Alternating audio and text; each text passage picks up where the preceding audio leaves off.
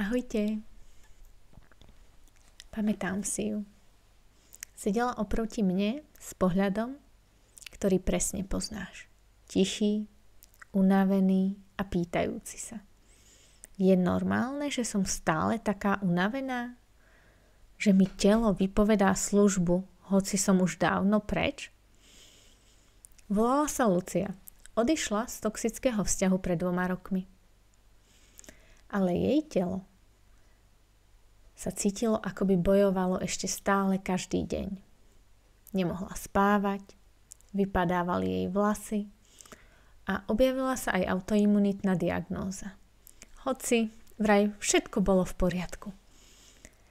A vtedy som jej povedala niečo, čo dnes hovorím aj tebe. Trauma sa neukladá v spomienkach. Ona sa ukrýva v tvojom nervovom systéme. Nie si hysterická. Si historicky zranená. A tvoje telo si to pamätá. Čo sa vlastne deje v tvojom tele? Keď žiješ v prostredí, kde si dlhodobo v strese, kde sa prispôsobuješ, potláčaš, znášaš, tvoje telo sa prepne do módu prežitia. Aktivuje sa ti amygdala, tá sa nachádza niekde uprostred mozgu a je to centrum strachu. Začnú sa ti vylúčovať stresové hormóny, kortizol a adrenalín. A tvoje telo sa pripravuje na boj alebo útek. Ale v tomto prostredí ten boj alebo útek nikdy nepríde. Pretože si sa naučila, že je lepšie si to nechať všetko pre seba. Nepovedať, ako ťa to zraňuje,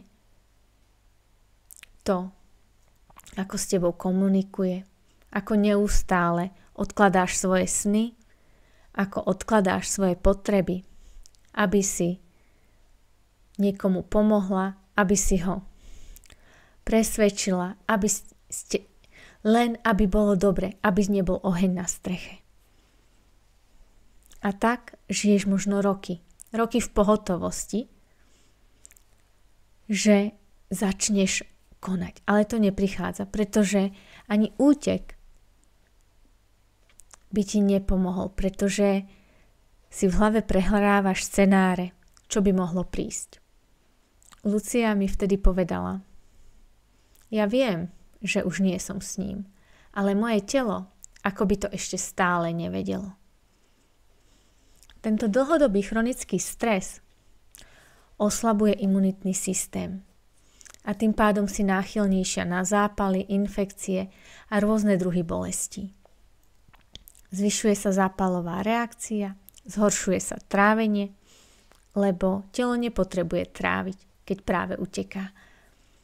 Zhoršuje sa spánok, pamäť, rozhádže sa menštruačný cyklus, ale celkovo hormonálny systém, môže to byť od menštruácie aj problémy so štítnou žľazou a takisto sa môžu začať objavovať autoimunitné ochorenia.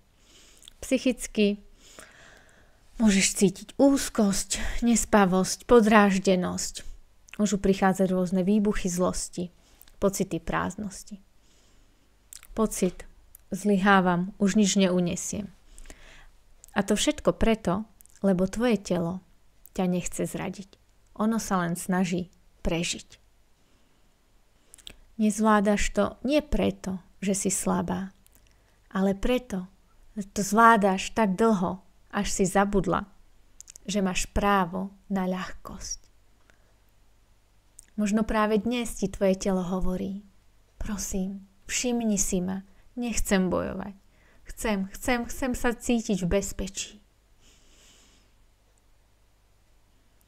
Chcem ti dnes ponúknuť 3 jednoduché cvičenia, ktoré ti môžu pomôcť práve k tomu, aby sa tvoje telo začalo cítiť v bezpečí.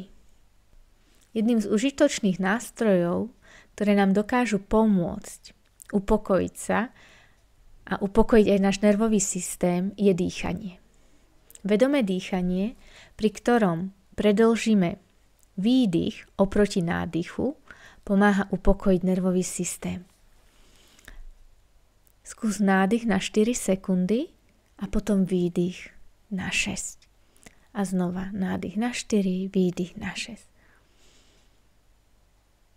Už aj minúta takéhoto vedomého dýchu pomáha ukľudniť nervový systém na 6 ďalších hodín. Ideálne je trénovať tento dých, keď si už pokojná, ktorý ti pomôže viac precítiť a prehlbiť tento pocit pokoja a bezpečia. Takisto uzemnenie, dotyk, či už keď sa prikryješ dekou a pritom si položíš ruky na srdce a povieš si, som tu a teraz, som v bezpečí. Toto pomáha, aj keď cítiš, že prichádza nejaká vlna pocitov, úzkosť, ktoré ťa môžu vykoľajiť. Tretím spôsobom, ako si pomôcť, je písať si, čo cítiš, kde to cítiš v tele a čo potrebuješ práve teraz.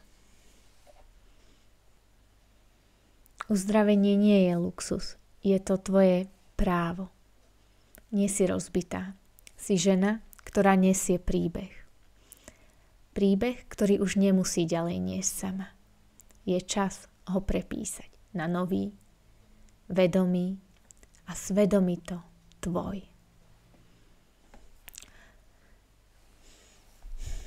Uzdravenie je proces, ale je možný. Nie si sama a to, čo cítiš, má meno. A má aj riešenie. Ak chceš, napíš mi správu, komentár, alebo si dohodni rovno individuálnu konzultáciu. Tvoje telo a duša si zaslúžia nový príbeh, nie postavený na bolesti, ale na návrate k sebe. Uzdravenie nie je slabosť. Je to odvaha veriť, že si hodná niečoho viac. Tvoje telo ťa počúva. Počúvaj ho aj ty. Pekný deň.